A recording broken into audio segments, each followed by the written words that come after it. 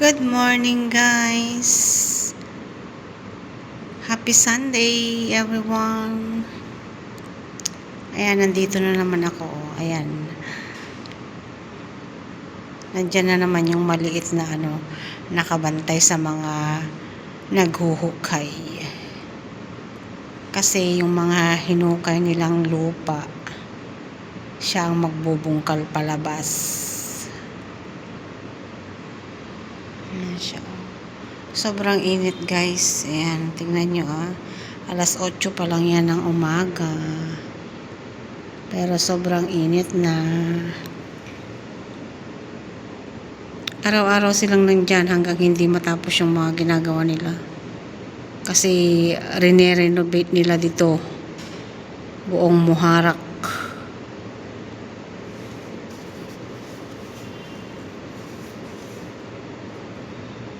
Ayan.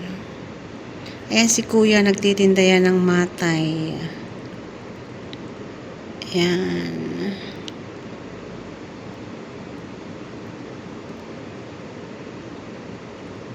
Ala, nandyan na naman yung dalawang kapala. Ay, kapala. Kalapati pala. Kapala. Ni? Ay, nako. Oh, ayan na, dumami na sila. Ayan. Kalapati.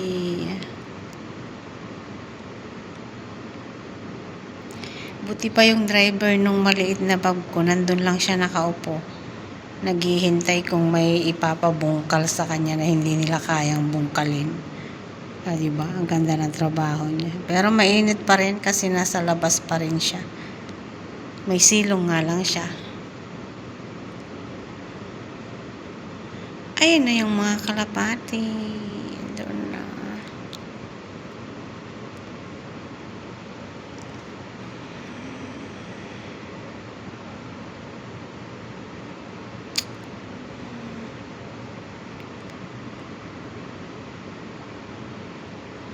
Ayan sila.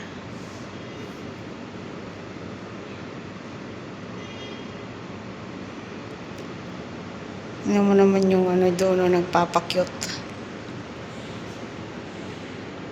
Na may malaking truck. Ang laman niya puro bato na hinukay nila.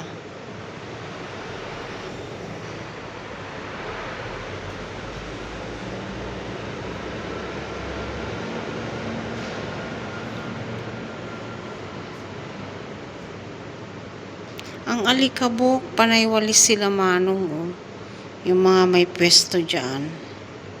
Ayun si tatang nagwawalis na naman siya.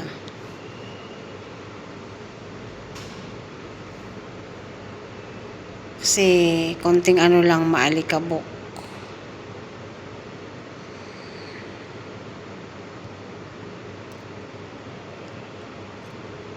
Ang tagal naman gumalaw nito para makita ko kung paano mo gamitin yung mo. Minamaneho mo na yan.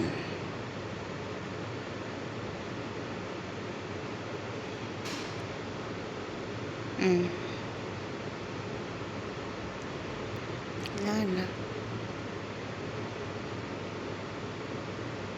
Yan na siya.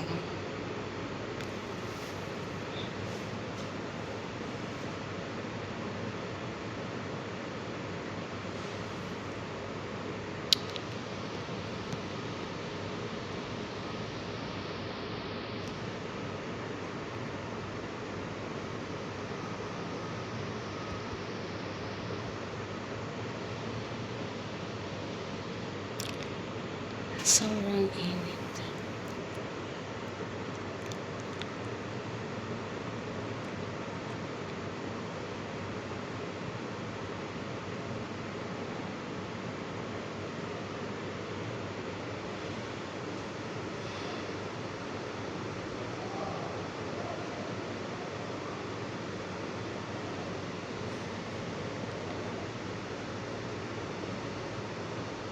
Wala na, hindi na siya umalis doon. Nag-stay na siya. Ang kalapati ko lumilipad.